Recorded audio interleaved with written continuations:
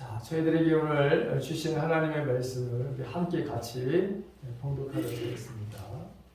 하나님의 말씀은 고린도 후서 12장 1절에서부터 10절에 있는 말씀입니다.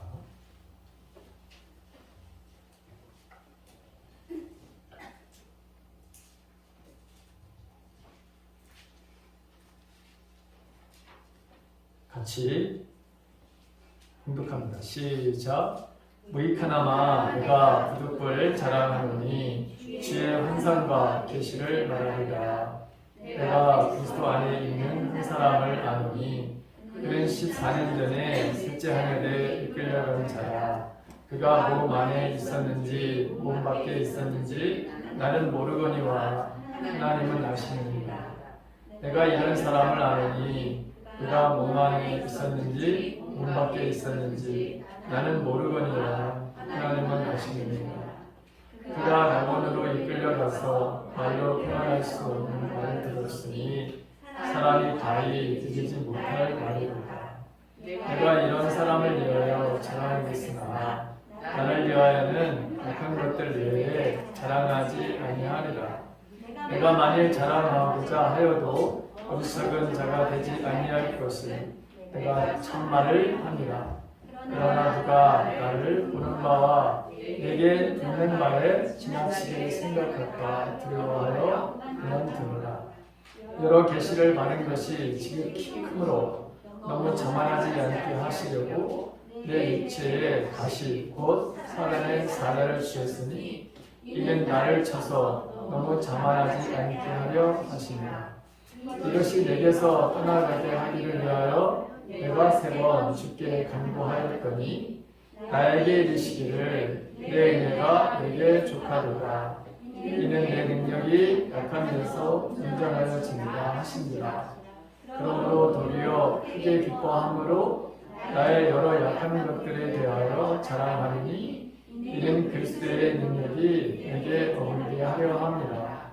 그러므로 내가 그리스도를 위하여 약한 것들과 능력과 궁핍과 박해와 공부를 기뻐하니 이는 내가 약한 그때에 강함이라. 아멘. 저는 오늘 아침 우리 권사님이 기도했지만 이렇게 정말 참사가 일어나는 건 굉장히 충격적이었어요. 저는 아침에 이렇게 방 안에서 있었는데 뭐 사고가 났다고 해서 TV 속에 들려오는 소리를 들었어요. 그래서 어제 그 촛불 그 집회도 있었고 그 촛불에 반대하는 집회도 있고 뭐 여러 가지여서 토요일서부터 많은 인원들이 모여서 집회를 하기 때문에 굉장히 교통도 그리고 좀 서울시가 좀 복잡하고 힘겨울 것이다. 그런 예보가 굉장히 많이 나와서 저는 그 촛불 집회하고 반대 집회 사람들이 나와가지고 서로 뭐 이렇게 충돌이 좀 있어가지고 싸움이 일어나는 그런 정도로다가 제가 방 안에서 이렇게 그 정도 소식인가 보다 했어요. 근데 나와서 딱 보는데 자막에 149명이 죽었다는 거예요. 야, 그것도 할로윈 축제 거기에 모인 젊은 사람들이 그리고 병원에 실려간 사람이 뭐 얼마가 되고 더 많은 말을 숫자가 나오게 될 것이다. 제가 그걸 보면서 대한민국이 세계에서 대한민국을 볼 때 얼마나 그동안에 대한민국이라는 나라가 굉장히 국제적으로도 굉장히 위상이 높았던 나라인데 그리고 전 세계의 지금 문화, 뭐 음식 문화서부터 시작해서 이 드라마, 영화, 뭐 이 모든 면에 전 세계에 영향력을 주고 미치는 나라에서 할로윈대에 모여서 거기서 저렇게 지금 수많은 사람들을 위해서 그 축제에 모였던 사람들이 저렇게 많이 죽었다? 이 세상 사람들은 이걸 어떻게 받아들일까? 세계의 많은 그런 사람들은 이 참사에 대해서 도대체 어떻게 생각할까 하는 그것이 저의 첫 번째 의문이었어요. 그리고 너무나도 사람들이 마음속에 정말 분별력이 없는 시대에 젊은이들이 살고 있는 것에 대한 안타까움, 너무나도 가슴 아픈 일이죠. 젊은이들이 그렇게 10대, 20대들이 다 죽었다는 거 아닙니까? 거의. 거기 뭐 외국인들도 19명인가 이렇게 지금 포함되어 있다는데, 어쨌든 뭔가 공허하고 뭔가 이 세상에서의 그들의 중심적인 그들이 어떤 것이 정말 옳은 것이고 바람직한 것이고 선한 것이고, 우리가 어떻게 바로 이 문화라든가 또 정치라든가 이런 것에 이 분별력 없이 이렇게 정말 어떻게 보면 그냥 아무 생각 없이 저렇게 지금 하는 그게 여러분, 그 문화가 어떤 문화 속에서 우리에게 접해졌는지를 젊은이들이 그걸 알 텐데, 과연 저런 축제에 저렇게 많은 사람들이 모여들고, 그리고 거기서 이게 반드시 그렇게 많은 몇 주서부터 광고를 하기 시작했다는 거예요. 그런데 그 집회, 예를 들어서 촛불 집회라든가 아니면 반대 집회, 그 많은 경찰들이, 그 많은 것들이 정말 거기 동원이 됐잖아요. 그런데 거기 그렇게 많은 사람들이 모여들 거라고 하는 그곳에는 행정력이 미치지 못하는 거예요. 이 젊은이들에게. 그리고 거기에 어떤 일이 벌어질 거라고 하는 예상도 하지도 않았고, 그런 것을 누군가가 민감하게 거기에 대해서 아무도, 그럼 이 지금 국가의 행정력이 전혀 미치지 못했다고 하는 것에 대해서 제 마음이 좀 너무 아파요. 뭐 여러분들도 그러겠죠. 어쨌든 이 정말 후진국에서 이런 일이 바로 여러분 벌어지는 것도 정말 드문 일이죠. 근데 우리나라가 도대체 OECD 여러분 그리고 선진국이라고 하는, 외국에서는 바로 여러분 그렇게 지금 하는데, 세상에 이런 일이 지금 벌어지고 있는 이 참담한 모습을 보면서 목사로서 좀 부끄러움도 있고, 그리고 이런 바로 여러분 환경 속에서 살아가는 좀 참담하다라는 생각이 여러분 듭니다. 자, 저의 말은 넋두리였고요. 오늘 하나님 말씀으로 들어갑시다. 제가 5주에 걸쳐서 응답받지 못하는 기도의 여러 가지 신뢰들을 성경을 통해서 우리가 살펴보고 있죠. 그래서 회개치 아니하는 마음을 가지고 있는 자들의 기도, 탐심의 기도라든가 이기적인 어떤 기도. 자, 이런 기도에 대해서 하나님은 우리 기도에 응답하시지 않으신다라고 하는 말씀을 드렸습니다. 근데 오늘은 이 고난 가운데 하나님의 선하심을 우리 기도 속에서 사도 바울의 기도 속에서 살펴보려고 합니다. 에베소서 3장 20절에 보게 되면 우리가 생각하는 것보다, 우리가 하나님께 기도하는 것보다 더 많은 것을, 더 좋은 것을 주신 하나님이다, 이렇게 표현했는데, 정말 사도 바울의 이 기도 속에서 도대체 그에게는 어떤 선물이 주어졌는가, 그리고 우리에게도 이런 고난 가운데 저와 여러분들에게도 동일한 하나님의 이런 은혜가 있기를 바라면서 말씀을 전합니다. 미국의 펄벅이라고 하는 여류 작가가 있습니다. 유명한 작가죠, 여러분. 이분이 노벨 문학상을 받았던 그런 분이죠. 이분이 쓴 책이 있는데, 자라지 않는 아이라고 하는 책이 있습니다. 자라지 않는 아이.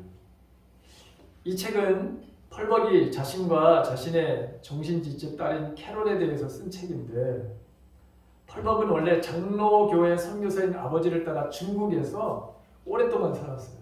선교사님의 딸이에요. 그녀는 믿음이 바라는 정말 신실한 그런 부모 밑에서 밝고 건강하게 잘 성장해서 결혼을 했습니다. 그런 두 딸을 낳았어요. 그런데 큰 딸이 바로 캐롤인데 이 캐롤이 자라면서 그 아이가 정신지체 장애라고 하는 사실을 알게 됩니다. 이 큰 아이로 인해서 이 펄벅이 얼마나 마음고생을 많이 했는지 차라리 이 아이가 죽어 죽었으면 좋겠다라는 생각을 너무나도 많이 한 거예요. 그 책에서 여러분 이걸 고백하고 있어요.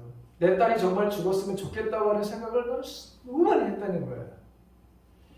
자, 그렇다고 여러분 자식을 포기할 수도 없는 노릇이죠. 그래서 이 펄벅은 큰딸 캐롤을 위해서 피나는 그런 노력을 하게 되죠. 먼저 그 아이를 이해하고 품어주려고 하는 노력부터 시작해서 매일같이 먹여줘야 되고 입혀주고 시켜야지. 정신지체는 안 되잖아요. 또 재활련도 시키고 딸을 위해서 필요한 시설들을 찾아다니게 되고, 근데 이것이 뭐 하루 이틀이 아니니까 이렇게 매일 똑같은 말의 일을 한다는 것, 이게 정말 쉽지 않은 일이죠. 그런데 그렇게 오랜 세월을 지내고 나서 이 펄벅은 이 책에서 이런 고백을 하고 있습니다. 나는 이 아이로 인해서 겸손을 배웠다. 또 나는 작가의 길을 가게 된 동기 중에 바로 하나가 내 딸 때입니다. 이렇게 고백을 하고 있습니다. 그래서 펄벅은 1930년경부터 글을 쓰기 시작을 했고, 그 중에서 대지라고 하는 이 소설로 1938년에 노벨 문학상을 타게 되죠. 그리고 또 이 큰딸로 인해서 그녀는 사회적인 약자들에 대해서 눈을 뜨게 됩니다. 그래서 그는 펄벅 재단을 바로 설립을 하게 되죠. 2차 대전 때 미군들이 이 아시아 지역에서 전쟁을 하게 되잖아요. 근데 그 미군들이 바로 뿌려놓은 바로 여러분이 혼혈아들. 이 혼혈아들, 누구도 돌보지 아니하는 바로 여러분이 전쟁 속에서 태어난 이 미군들의 이 자녀들. 이 아이들을 바로 입양해주는 사회 사업을 이 사람이 바로 하게 됩니다. 큰딸이 자신에게 이렇게 괴로움만 주는 존재로 알았는데 오히려 그 큰딸 때문에 그녀는 생각지도 않게 작가로서의 길을 가게 됐고, 그로 인해서 노벨 문학상까지도 타게 되고, 전혀 이웃들에 대해서 물론 목사님 딸이 선교사님 딸이었기 때문에 주어지는 것들에 대해서 얼마든지 바로 헌신하고 봉사를 했겠죠. 그런데 자신이 그 재단을 설립해서 이 미군들의 바로 지금 이 자녀들, 아시아 여성들의 사회에서 태어난 이 자녀들을 내가 돌보는 일을 해야 되겠다, 이런 생각은 전혀 하지 못했던 것이죠. 정말 그 딸의 그 아픔을 통해서 그 아픔을 나도 함께 좀 나눠야 되겠다는 생각으로 이런 일을 하게 되었다고 하는 것이죠. 오늘 본문에 사도 바울이 육체의 가시다, 자기에게도 육체의 가시가 있다, 이런 표현을 했습니다. 어쩌면 펄벅에게 있어서도 이 큰딸 캐롤은 그녀에게 있어서 여러분 찌르는 바라 여러분 가시 같은 존재였었죠. 그런데 그 가시가 오히려 펄벅으로 하여금 놀라운 인생의 삶의 전환기를 가져오게 되는 것을 보게 됩니다. 자, 이런 것을 보기는 때로는 우리에게 가시처럼 여겨지는 것들이 오히려 저와 여러분들에게도 유익이 될 수 있다는 사실을 우리가 이 말씀을 통해서 배우게 됩니다. 여러분, 가시에 찔려본 경험들이 여러분 많죠. 지금까지 사시면서 가시는 아주 다양하니까 내 삶 속에서. 근데 이 가시에 찔려본 사람들은 정말 고통스럽습니다. 오죽하면 이 펄벅이라고 하는 이 선교사님, 목사님의 말은 딸도 차라리 내 딸이 죽었으면 좋겠다고 하는 생각을 그렇게 수없이 했다는 거 아닙니까? 여러분, 솔직한 말은 감정이죠. 사람은 누구나 가시가 있으면 그 가시가 제거되기 위해서 본능적으로 몸부림치게 되는 거예요. 그럼에도 불구하고 어떤 가시들은 여러분 몸부림쳐도 정말 우리가 몸부림을 쳐도 그 가시가 제거되지 않는 경우가 바로 있습니다. 오늘 본문에 나오는 이 바울의 육체의 가시가 그렇습니다. 그래서 그 제거되지 않는 그 가시 때문에 힘들어하는 사람들이었습니다. 저희 부모님도 그랬어요. 저희 막내 여동생이 정신지체 상급이었어요. 늘 마음속에 저희 부모님도 여러분 이 육체에 가시였어요. 태어나서 얼마 되지 않아서부터 계속해서 병원 신세를 져야 됐고, 그리고 장성에서도 마찬가지로 시설에서 있다가 지난 코로나 바이러스에 걸려서 하나님의 부르심을 받게 됐습니다. 저희 그 부모님이 어머님이 돌아가시면서 저희 큰 누님에게 그런 얘기를 했다는 거예요. 나중에 알게 됐는데 이 아이를 네가 돌볼 수가 없다. 그러니 시설에서 이 아이를 관리하도록 그렇게 거기까지 네가 하는 것이 마지막 내가 너에게 부탁하는 것이다. 그래서 정말 저희 큰 누님이 잘 그것을 어머니의 뜻을 잘 받들었어요. 본문에 나오는 여러분 이 바울도 보게 되면 이 가시로 인해서 마음고생을 너무너무 많이 했어요. 육체에 가시고 사단의 사대를 셨다 이렇게 표현하는 거죠. 자, 여기 보게 되면 여러분 이 가시라고 하는 이 헬라어 언어를 보게 되면 스콜롭스라고 하는 말인데 이건 작은 가시가 아니에요. 이건 뾰족한 막대기를 의미하는 것이고 견디기 힘들 정도로 찔러대는 무서운 바로 고통을 뜻하는 거예요. 이 육체의 가시 신학자들에 의하면은 여러 가지 바로 이야기가 나옵니다. 어떤 신학자는 이 바울이 말라리아 열병에 걸려서 그런 건 아니었나, 또 간질병 이렇게 얘기도 하고, 또 어떤 그 신학자들은 안진 눈에 바로 분명히 문제가 있었다 이렇게 이야기를 합니다. 그 이야기에 뒷받침되는 것이 사실 갈라디아 4장 이 근거를 바로 제시되는 그런 내용이 실제로 나와요, 성경에. 갈라디아서 4장 10절과 15절에 있는 말씀을 보면 제가 세 번역으로 된 걸로 읽어드립니다. 내 몸에는 여러분들에게 시험이 될 만한 것이 있는데 여러분은 나를 멸시하지도 않고 외면하지도 않았습니다. 여러분은 나를 하나님의 천사와 같이 그리스도 예수와 같이 영접해 주었습니다. 그런데 여러분의 그 감격이 지금은 어디에 있습니까? 나는 여러분들에게 증언합니다. 여러분은 할 수가 있었다면 여러분의 눈이라도 떼어서 내게 주었을 것입니다. 조금 그 뒷장에 가게 되면 6장 11절에 보게 되면 보십시오. 내가 여러분에게 직접 이렇게 큰 글자로 적습니다. 라고 하는 말씀이 나와요. 이 큰 글자를 직접 썼다고 하는 것은 바울이 자기 시력에 대한 어려움을 고백하는 것으로 보이는 거예요.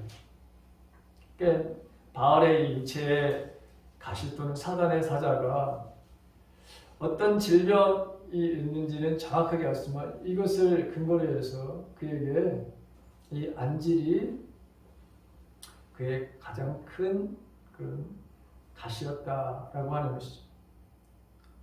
자, 그것이 무엇이었든지 하여간 복음 전자 특히 이방인 사도 바울에게는 이것은 사람들의 시험거리가 된 거예요. 그리고 그것이 얼마나 극심한 고통이었는지, 그렇다면 하나님께서 능력이 없으셔서 바로 이렇게 신실한 이 사도 바울의 이 괴로움을 바로 그냥 당하게 하신 것일까? 아니면 바울이 괴로움을 당하게 하신 하나님은 우리가 알고 있는 하나님은 선하신 하나님이신데 그럼 하나님은 신실하신 하나님이고 선하신 하나님인데 그런 하나님이 아니라는 말일까? 현실적으로 우리에게도 여러분 어려움이 몰려오고 특히 여러분들 가운데서도 육체의 질병이 생겼을 때 그럼 나는 하나님 앞에 어떤 존재인가? 나는 하나님께 버림받은 존재인가? 여러분 이런 생각도 할 때도 있을 거예요. 분명한 것은 그 가시로 인해서 바울이 여러분 정말 많은 고통을 당했다는 것이죠. 때로는 사람들에게 무시를 당하기도 하고 또 때로는 복음을 전하는 전도자의 입장에서 이게 방해가 되는 일들이 분명히 바로 여러분 있었습니다. 얼마나 여러분 바울이 괴로웠을까요? 온전하지 못한 모습을 보여서 복음을 전하는 그 모습을 볼 때 갈라디아 교인들은 처음에 그것이 아무런 문제가 되지 않았어요. 그들은 오히려 천사와 같이 그리스도 예수와 같이 자기를 그렇게 대해줬다는 거예요. 그렇지만 여러분 이 갈라디아 성도들은 그렇게 대했지만 일반 사람들은 전혀 그렇지 않았어요. 그래서 바울이 이 문제를 가지고 하나님 앞에 3번이나 간절하게 기도했다는 거 아닙니까? 자, 여러분 간절히 3번이나 그냥 시시하게 하나님 고쳐주세요 라고 그렇게 한 것이 아니라 어떤 시간을 정해놓다든가 아니면 정말 죽기 살게 되다가 하나님께 기도한 거예요. 그런데 하나님은 뜻밖의 이 바울에게 대답을 주십니다. 이 무슨 말을 주셨냐면 내 은혜가 내게 족하도다 라고 하는 것이었어요. 바울은 그 가시로 인해서 너무나도 힘들어 하고 있는데 하나님은 오히려 그에게 주신 것이 내 은혜가 너에게 좋게 라고 그렇게 하셨다는 것이죠. 여러분 생각해 보세요.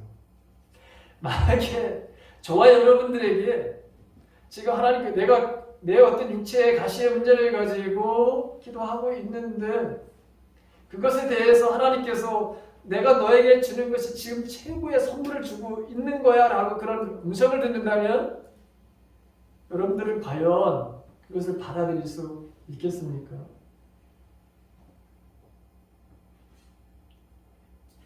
자, 우리 시대에 지금 내가 살고 있는 바로 이 시대에 또 여러분들이 바로 여러분 지금 가지고 있는 기도의 바로 이 제목들 해결해 달라고 그렇게 간절하게 기도하는 것.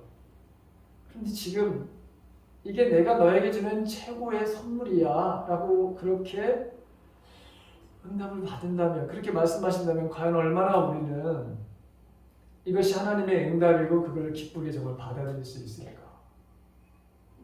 근데 현재로서는 하나님께서 여러분 우리가 부족하신 분이 아니고 그분이 신실하신 분이고 그분은 좋으신 분이고 그분은 선하신 분인데 그 저와 여러분들에게 지금 있는 상태에서는 하나님께서 여러분들에게 뭔가 지금에 있는 상태가 지금에 있는 그 육체의 가시가 너에게 지금 있어야 될 거라 이렇게 바로 말씀하신다면 과연 그걸 얼마나 우리가 기쁨으로 받아들이고 그것에 대해서 정말 이렇게 감사합니다라고 하는 표현을 쓸 수 있는 거예요. 바울은 이 말씀을 들었을 때 그것을 받아들이는 것을 여러분 보면 다시는 이것에 대해서 더 이상 기도하지 않았죠. 이게 하나님이 나에게 주신 바로 은혜라는 생각을 그가 가졌기 때문에 그렇습니다. 그러니까 우리는 나를 찌르고 나를 힘들게 하는 그 가시가 무조건 여러분 나쁜 것만은 결코 아니라고 하는 것이죠. 그 가시가 바울에게 유익이 되었다면 여러분 저와 여러분들에게도 반드시 그 유익이 되는 것을 여러분들도 경험하게 될 거라고 하는 거예요. 제가 서두에 조금 제 동생에 대한 이야기를 했잖아요. 저도 여러분 이 장애 동생을 가지고 있었기 때문에 장애인들에 대한 특별한 그리고 뭔가 어려움을 당하고 있는 사람들에 대한 이 국민의 마음이 좀 더한 것 같다는 게 있어요. 그래서 우리 이 장애인들의 뭐 도움을 청하게 되면 그것만큼은 말하면 제가 거절을 못하는 거예요. 이 장애인들이 뭔가를 협조해 오고 도움을 달라는 것에 대해서는 제가 한 번도 거절을 해본 적이 없는 것 같아요. 왜 그러느냐? 그 장애인을 동생을 두고 그 장애인이 겪는 그 모습을 보면서 체험을 된 게 있기 때문에 그런 거예요. 자, 그렇지 않으면 아마 제가 목사지만 그렇게 많은 관심을 갖고 그들이 도움 정원에서 무슨 이유를 대고 난 회피할 수도 있었을 것 같아요.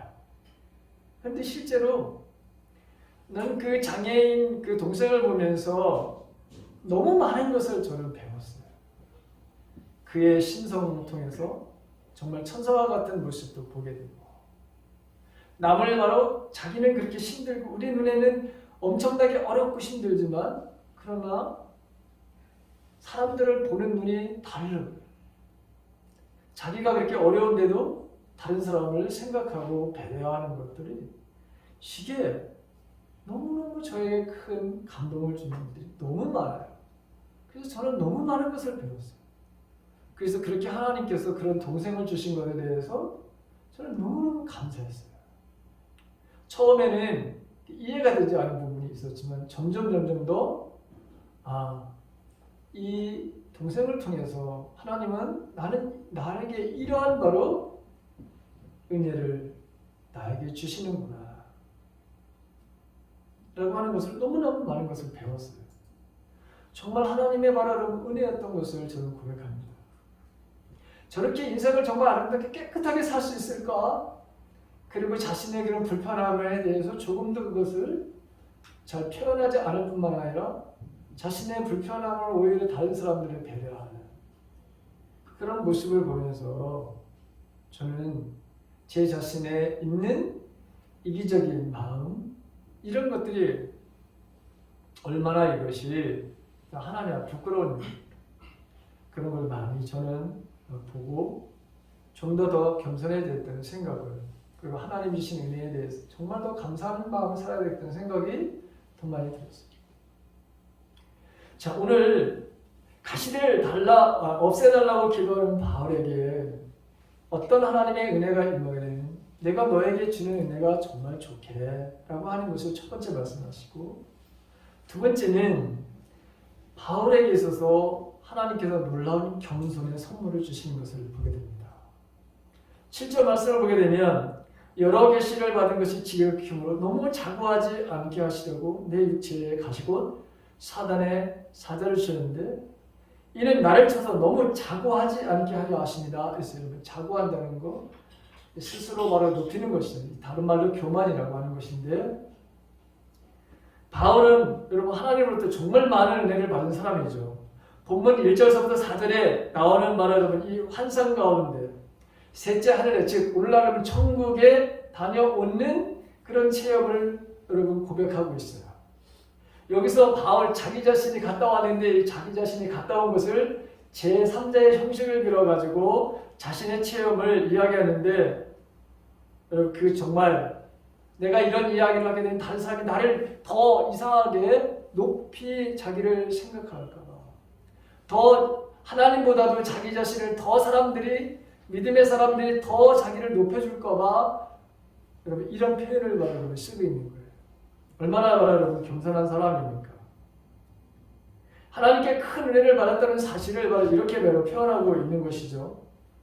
우리가 심지어 사도행전 19장 12절에 보게 되면 바울이 복음을 전하면서 얼마나 그에게 큰 하나님의 능력이 임했는지 사람들이 바울의 몸에서 손수건이나 그가 늘 작업했던 바로 이 앞치마 가져다가 병든 사람들에게 얹기만 해도 병이 바로 떠나가고 귀신들이 바로 떠나가는 일들이 있었던 거예요. 그만큼 하나님의 그가 권능과 능력을 바로 가지고 있었던 사람이죠. 받았던 사람이잖아요. 적어도 신약성경 27권 중에 13권을 바로 쓰기도 했던 사람이잖아요. 이처럼 하나님은 바울에게 정말 어마어마하게 큰 은혜를 주셨어요. 그 능력도 바로 주시고 하늘나라를 갔다 오는 바로 천국도 경험하게 되는 이런 바로 그 다음에 계시로 여기 보면 환상과 계시라고 하는데 그런 일들이 어마어마하게 그에게 주어졌어요. 근데 하나님은 동시에 자기 자신에게 몸에 가시를 주셨다. 근데 그 가시를 주신 것이 뭐냐? 자고하지 않도록, 다시 말해서 교만하지 않도록 하기 위해서다라고 하는 것이죠. 그래서 자기 자신은 이 하나님 앞에 은혜를 받은 것이 있는데 그게 뭐냐? 그게 바로 겸손함이라고 하는 거. 여러분, 저나 여러분이나 사람은 본능적으로 잘나 보이고 싶어하고 높아지고 싶은 욕구를 가지고 있습니다. 그래서 없어도 있는 척, 몰라도 바로 아는 척, 이런 일들이 여러분 있어요. 그런데 오늘 사도 바울은 그렇게 표현하지 않는 것을 보게 되죠. 그런 모든 것들, 사람들과 같이 그렇게 내보이고 싶고 자랑하고 싶은 이런 모든 것들을 오히려 더 감추려고 하고 자신의 연약한 존재를 그대로 다른 사람들에게 보여주는 것을 우리가 보게 됩니다. 여러분, 하나님께 우리가 은혜를 받아도 이 교만함이라고 하는 것, 이 고질적인 문제는 사라지지 않는 경우도 보게 되죠. 오히려 우리가 하나님의 은혜를 많이 받을수록 사실은 우리가 겸손해져야 되는데, 그런데 제 경험으로도 그렇지 않더라고요. 자랑하고 싶은 것이 너무 많은 거예요. 드러나고 싶은 것들이 있는 거예요. 이게 저와 여러분들의 바로 삶 속에서 경험되어지는 것들이잖아요. 내 자신을 보면 내가 아니면 인간이 얼마나 교만한 존재인가 하는 사실을 우리는 알 수 있습니다. 근데 이것이 바로 하나님께서 이 교만함을 내려놓고 겸손한 마음을 가지려고 하나님께서 바울에게 허락하신다는 거죠.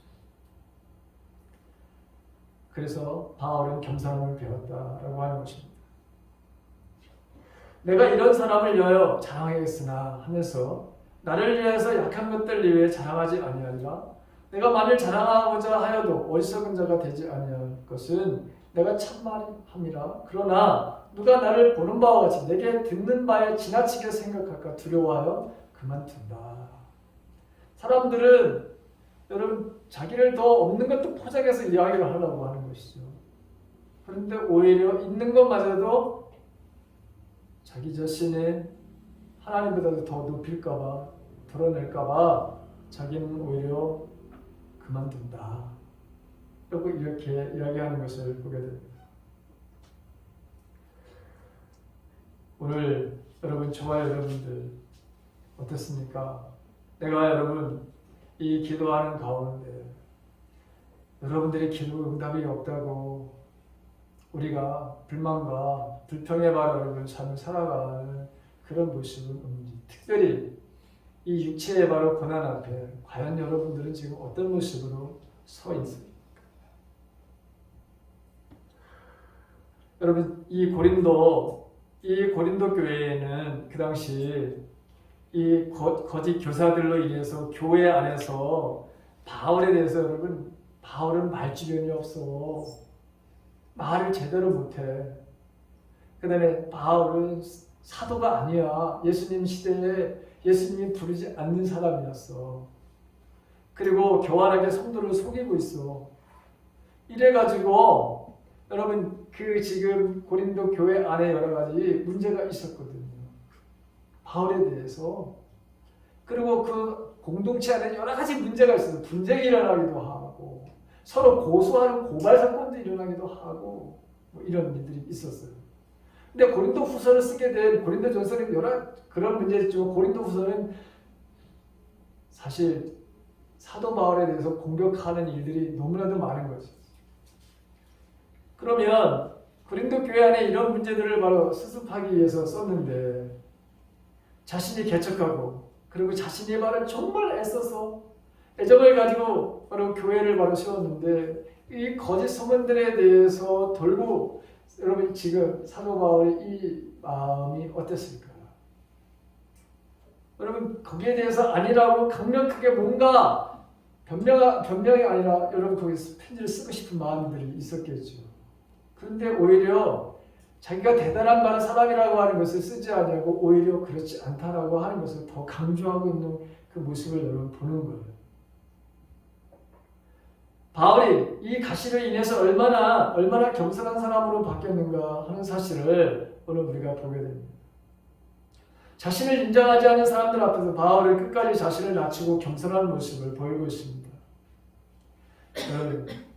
혹시 우리들 가운데도 가시로 인해서 육체의 가시로 인해서 힘들어하고 여러분 고통스러워하는 분들이 여기 계시요. 그런데 가만히 한번 이 말씀을 한번 여러분 생각해 보세요. 여기 이것으로만 끝나는 것이 아니죠.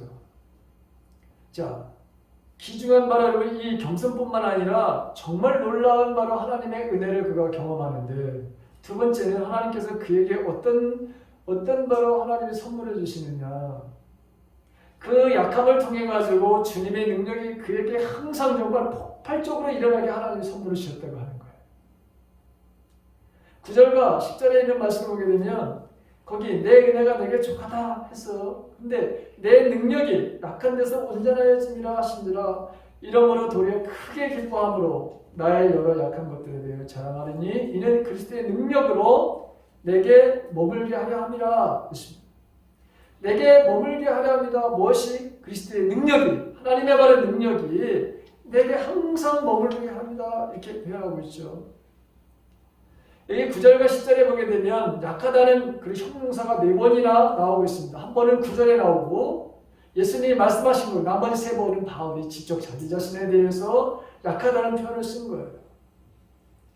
자, 이것은 예수님께서 바울이 육체의 바른 그 가시를 통해서 약한 존재라고 하는 사실을 깨닫기를 원하셨고 인간은 원래 약한 존재라고 하는 것을 깨닫기를 원하셨고 또한 바울도 자기 자신에 대해서 내가 약한 존재라고 하는 것을 생각을 갖게 되었고 그래서 그것을 항상 하나님의 능력이 바로 폭발적으로 일어나는 것을 바울에게 하나님께서 주시고자 하는 선물이었던 것이죠.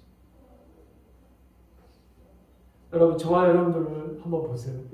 저와 여러분들이 우리가 내가 정말 하나님의 능력 가운데 살고 싶기를 간절히 원하잖아요. 그렇죠. 우리 다 그런 소원이 있어요. 그런 마음이 있어요. 근데 과연 저와 여러분들이 정말 하나님 주님을 위해서 내 삶을 그렇게 지금 드려지는 삶을 살고 있는가라고 하는 내가 바라고 원하고 있지만 정말 그렇게 성령께서 내 안에서 그렇게 역사하시도록 하는 내 마음에 가난한 마음이 과연 있는가라고 하는 거예요. 영국의 신학자에 있던 F.B. 마이어 박사라고 하는 분이 이런 말을 했어요. 우리는 하나님이 사용하시기에 너무나도 강한 사람이다. 사람들은 어떻게 생각하냐면 반대로 생각해요. 나는 너무 약해서 내가 하나님 앞에 드릴 것도 없고요. 내가 사용할 내 재주도 없고요. 다 이렇게 생각을 해요. 사람들. 그런데 오히려 이 마이어 박사라고 하는 이 목사님은 뭐라고 얘기했냐면 우리는 하나님이 사용하신 너무나도 다 강한 사람들이라고 하는 거예요. 여러분들이랑 너무나도 강한 사람들이라고 하는 거예요. 계략도 많고 방법도 너무 많아서 문제라고 하는 거예요. 우리는 너무나도 똑똑해서 문제라고 하는 거예요. 우리는 자신의 능력을 믿기에 하나님을 전적으로 신뢰하지 않고 하나님 앞에 맡기지도 않고 우리는 자신의 생각과 경험으로 꽉 차 있기 때문에 하나님의 능력이 우리 안에 머무를 수 없다는 거예요. 그러나 우리는 하나님이 우리의 약점을 통로로 사용하시도록 해야 합니다. 이렇게 말씀을 하고 있어요.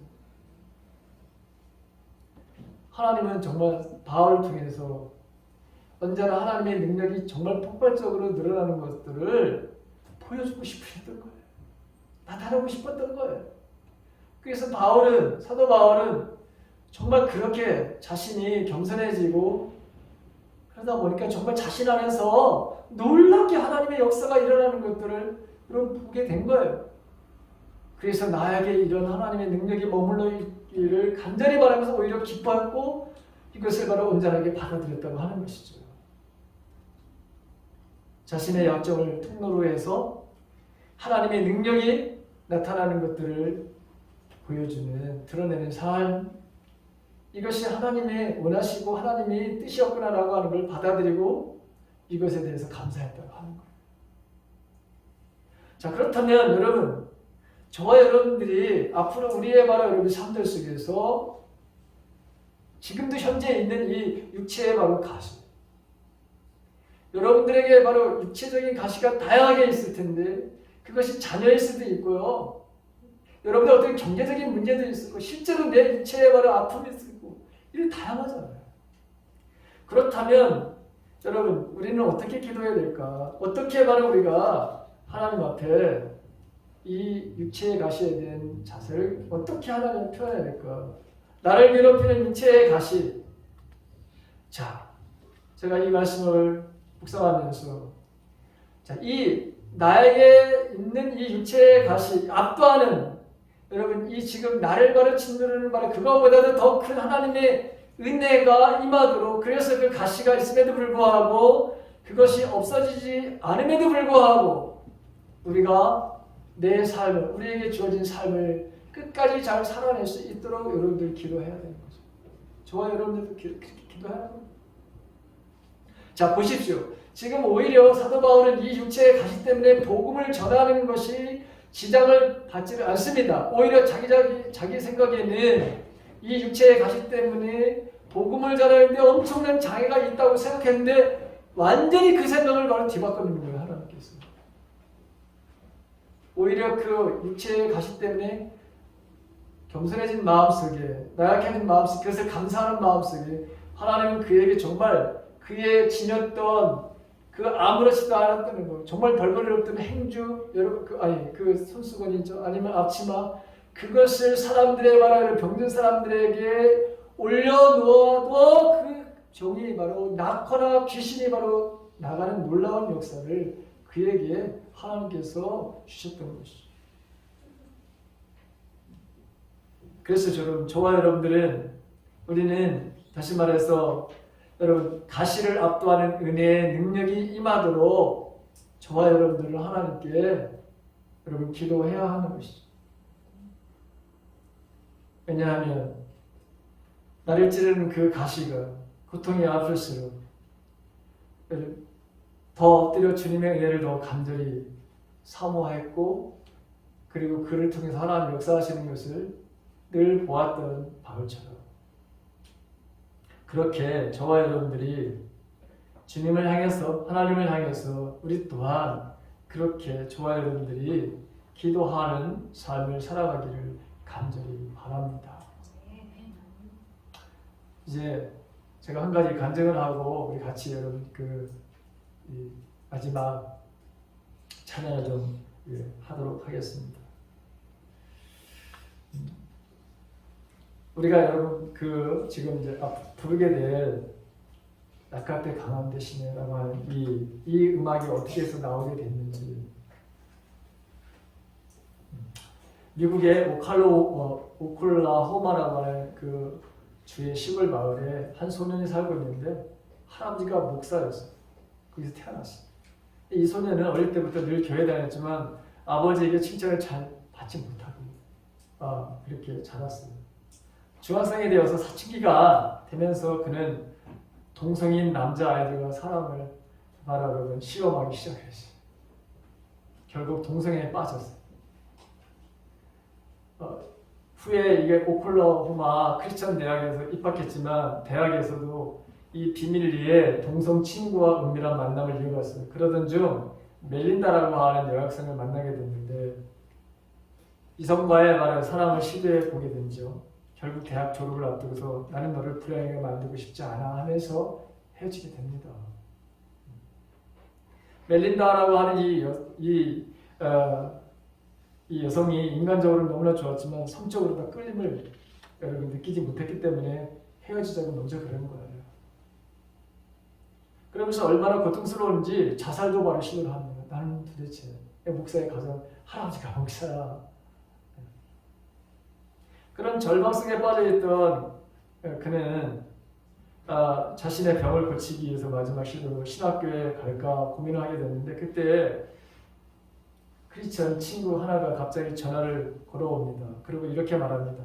내가 꿈을 꾸었는데 하나님이 꿈에서 너에게 음악을 주실 거라고 말씀하셔서, 그러면 내 노래는 온 세상에 불려질 거라고 말이야. 너는 음악을 해야 한다고 그렇게 말씀하시더라, 나한테. 근데 놀랍게도 똑같은 시기에 그의 어머니의 똑같은 꿈을 꿉니다. 하나님께서 너는 음악을 해야 한다, 그렇게 나에게 말씀하시더라. 그래서 어머니는 당분간의 집에 들어와 함께 살면서 그 노래를 만들어 보는 것이 어떻겠냐 제안했고, 그는 신학교에 가는 것을 일단 접고 집에 들어와가지고 어머니와 함께 살면서 피아노 앞에 앉아서 작곡을 벌이기 시작한 거예요.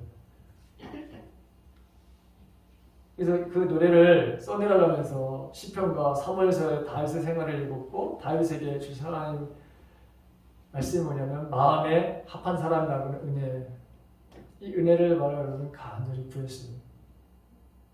근데 바로 그 무렵에 그 지역에서 사도행전 2장 콘서트라고 하는 것이 열려서 가족들과 함께 참석하게 됩니다.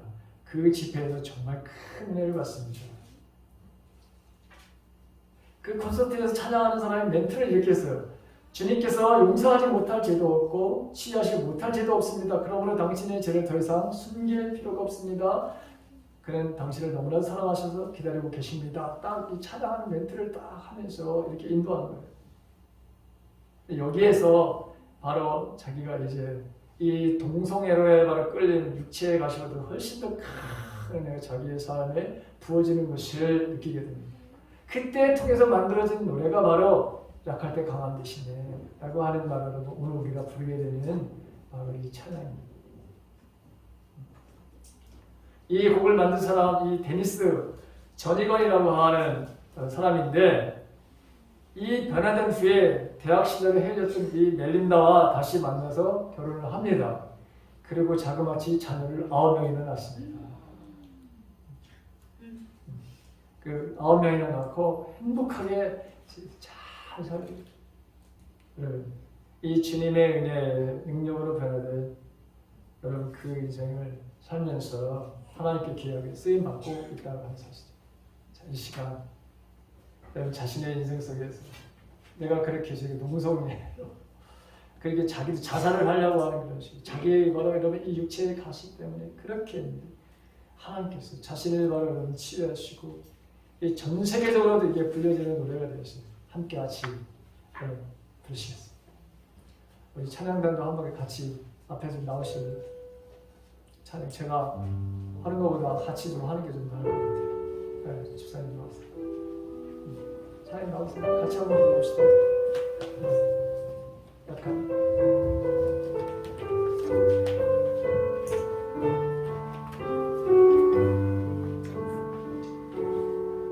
한번 불러봅시다.